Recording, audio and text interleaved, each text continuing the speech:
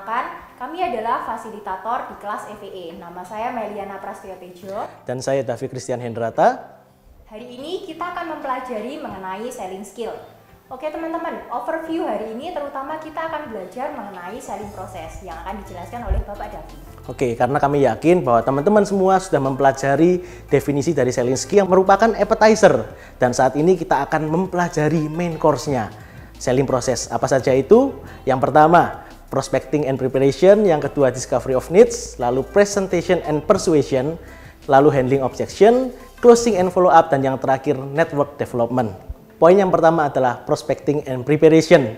Selain persiapan yang sudah dijelaskan pada poin what to be prepared, kita juga harus mengidentifikasi calon pelanggan kita, prospek kita, yaitu apa yang akan kita garap. Cara untuk mendapatkan prospektus ada banyak banget, tapi 6 diantaranya adalah yang pertama, database pribadi. Saya yakin teman-teman dan juga Bu Meli mungkin ya, Bu Meli di phone booknya pasti punya banyak kontak ya? Pasti, kita kan punya banyak sekali kontak dan itu bisa menjadi database yang bisa kita follow up untuk mencari pelanggan ya Pak Davi. Nah, pasti ribuan lebih juga ya. Yes, betul sekali. Nah, cara gampangnya kalau saya mau dapat database pribadi, saya tinggal ambil HP-nya Bu Meli kalau boleh ya. Wah, Dapat banyak. Ya. Oh, yang kedua Pak Davi, kita lanjut. Yang kedua itu adalah komunitas. Kalau kita mau menjaring dalam skala yang besar sekaligus, jaringlah komunitas. Jadi karena kita harus ikut di komunitas ya Pak Davi. Ikut di komunitas, kita incar supaya kita bisa masuk, bukan hanya kita misalnya selling, jualan, bukan hanya satu-satu, tapi juga langsung dalam satu komunitas. Menjaring banyak orang sekali. Benar banget, dapat umpannya satu tapi dapatnya banyak. Langsung menebar jala ya Pak Davi. Benar, kayak kita gitu. Next ke yang ketiga. Yang ketiga yaitu referensi dan relasi. Bisa jadi teman-teman kita, relasi kita belum beli sama kita, tapi mereka punya relasi juga yang bisa jadi referensi. Jadi itu bisa untuk kita gunakan sebagai referensi. Benar, jadi anggapannya bahasanya adalah perluas jaringan makelar kita. Oke, next step Pak Davi, apa nih yang keempat? Yang keempat adalah pameran. Masa pandemi ini kita belum bisa pameran secara fisik ya, tapi tidak bisa dipungkiri bahwa pameran adalah salah satu cara untuk mendapatkan prospek juga. Gitu. Yang kelima adalah canvassing. Canvassing mungkin dirasa old style, tapi ini juga salah satu yang efektif. Canvassing kalau teman-teman tahu biasanya sales mobil, sales consumer goods, dia masih canvassing dan mendapatkan penjualan juga dari sana. Jadi maksudnya canvassing itu adalah mendatangi seperti customer satu persatu gitu ya, salah satunya seperti itu. Sehingga kita bisa pertama kenal dulu, lalu kita akan diingat oleh orang-orang. Oke, next step yang terakhir tapi juga ampuh apa ini Pak? Yang ampuh yaitu adalah media sosial. Karena saya yakin semua di antara kita pasti punya media sosial, entah itu Instagram atau Facebook dan lain-lain. Di sana adalah sumber prospek. Dan kita juga bisa memanfaatkan fiturnya dari sosial media untuk bisa mendapatkan leads prospek itu. Di poin yang kedua adalah discovery of needs. Jadi kita harus melakukan observasi dan pengamatan pada calon pelanggan kita. Kita harus tahu lingkungannya dan situasinya seperti apa.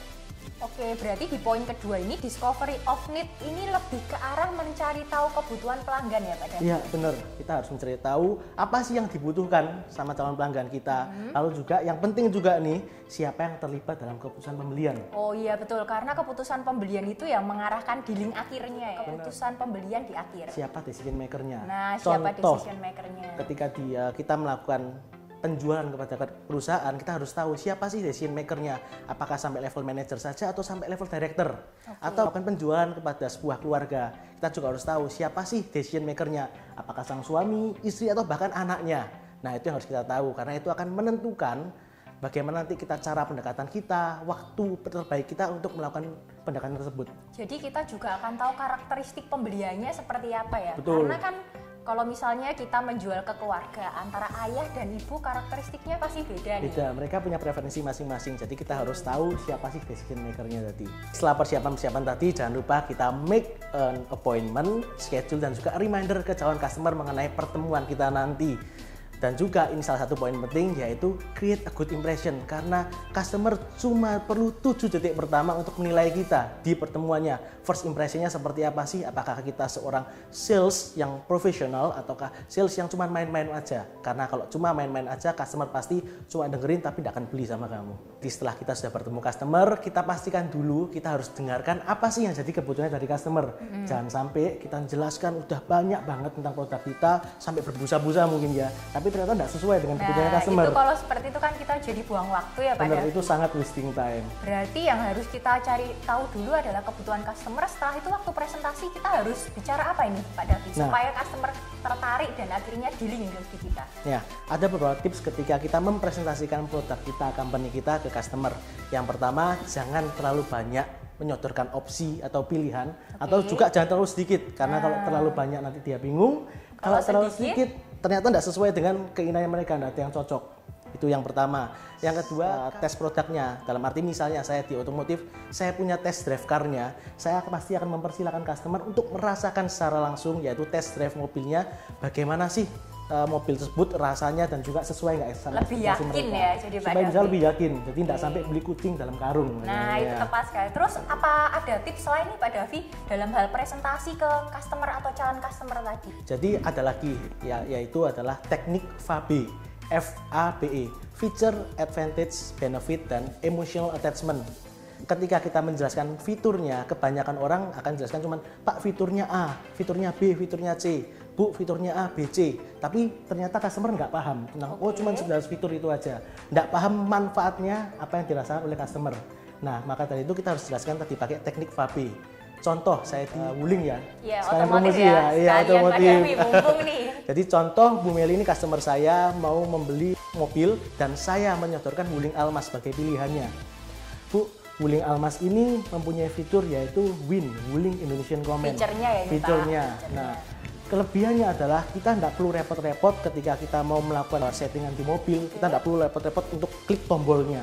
Kita tinggal sebutkan pakai perintahnya, halo Wuling, Wah, menarik ya. nyalakan AC. Ya, Pak, Bener. Jadi nyalakan AC. Nah, itu adalah advantage-nya, kelebihannya apa. Tapi jangan sampai berhenti sama advantage aja. Sampai advantage pun cuma pukau saja, tapi tidak ada impact-nya bagi customer. Kalau gitu kita harus menyodorkan benefitnya Benefitnya juga ya. dengan menggunakan WIN ini kita bisa mengubah settingan atau menyalakan AC contohnya ya, hanya dengan perintah suara, sehingga contoh kalau Bu Meli lagi mengendarai kendaraan di tol kan pasti kecepatannya cukup tinggi ya. Kalau sampai tidak ada WIN ini, Ibu pasti akan mau ngecilkan, misalnya ngecilkan AC, mau ngecilkan volume radio, Ibu pasti akan mengalihkan fokus untuk mengecilkan radionya. Betul sekali. Jadi agak nggak aman gitu agak ya. nggak aman, pasti akan teralihkan fokusnya. Tapi dengan fitur ini, Ibu akan mendapatkan manfaat, yaitu Ibu tinggal menyebutkan perintah suara sedangkan tetap bisa fokus ketika berkendara. Jadi harus sampai menyentuh emosionalnya Sampai ya. menyentuh emosional. Kebutuhan emosionalnya Kebutuhannya juga tersentuh ya Pak. Benar, tadi kan saya nyentuh emosional adalah di arah keselamatan. Keselamatan. Tadi kita sudah mendengarkan tentang presentasi. Setelah presentasi biasanya ada dua kemungkinan. Yang pertama adalah ditolak ya Pak Davi Ditolak ya. langsung ya. Atau istilahnya kita objection.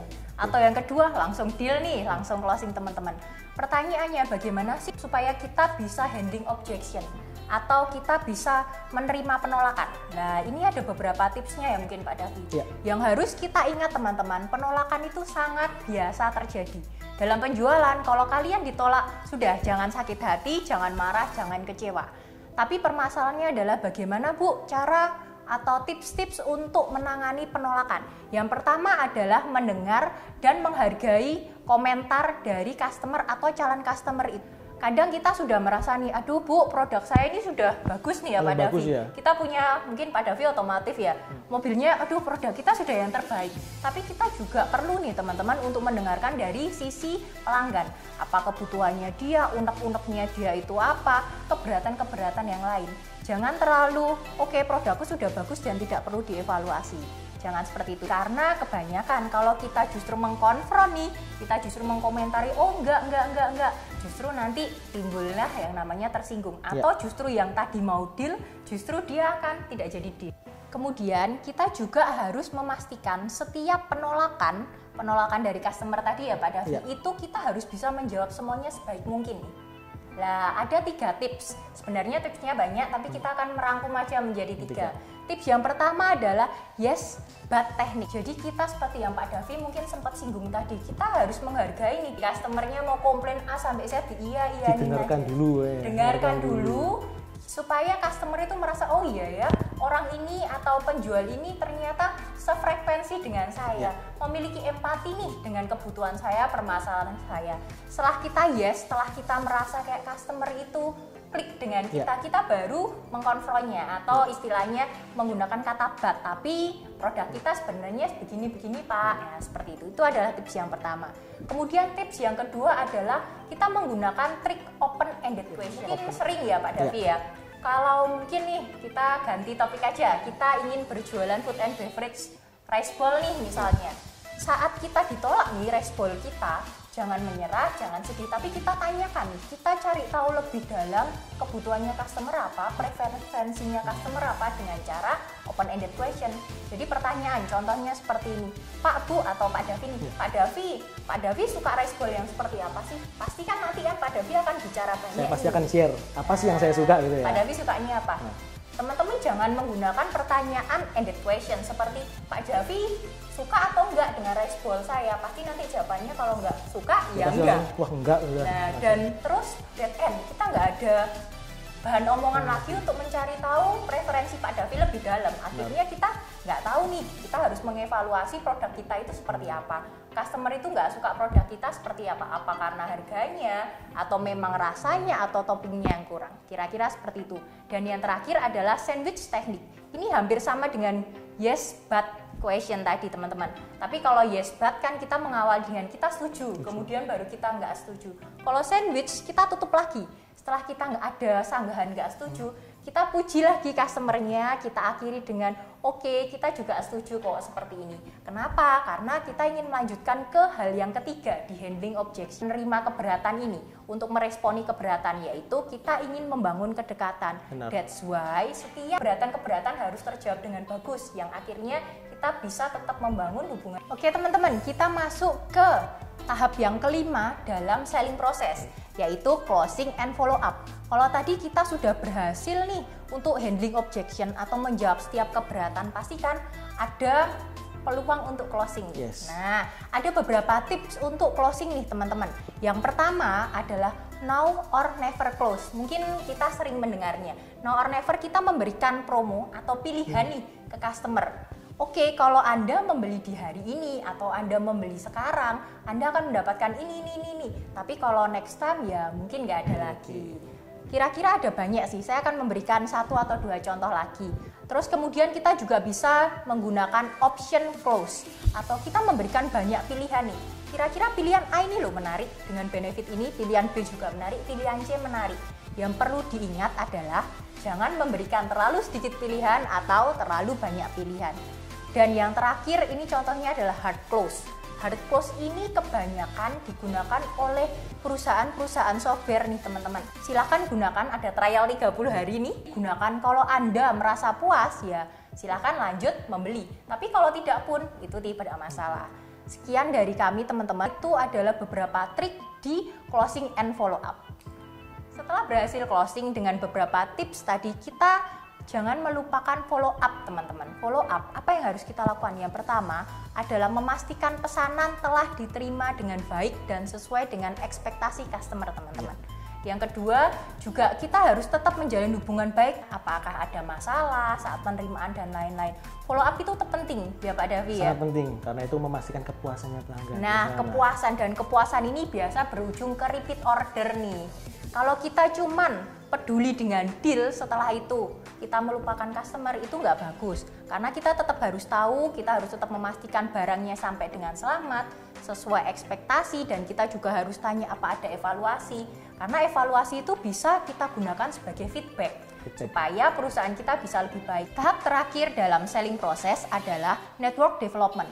Setelah kita melewati semua proses sampai akhirnya dealing, sampai akhirnya kita tadi sudah berhasil follow up juga, jangan lupa ada satu hal yang kita tidak boleh lupa, yaitu network development. Kita bisa bertanya ke pelanggan tadi supaya mereka itu bisa mengenalkan kita pada koleganya yang lain, sehingga kita bisa mendapatkan database customer yang baru. Itu tadi ya Pak Davi ya, sekilas tentang apa saja sih yang harus kita lakukan dalam selling process. Oke, itu tadi adalah 6 poin dari selling process. Dan jangan lupa tetap dengarkan penjelasan dari dosen masing-masing kelas. Oke, saya Davi Christian Hendrata. Saya Meliana. Dan happy selling!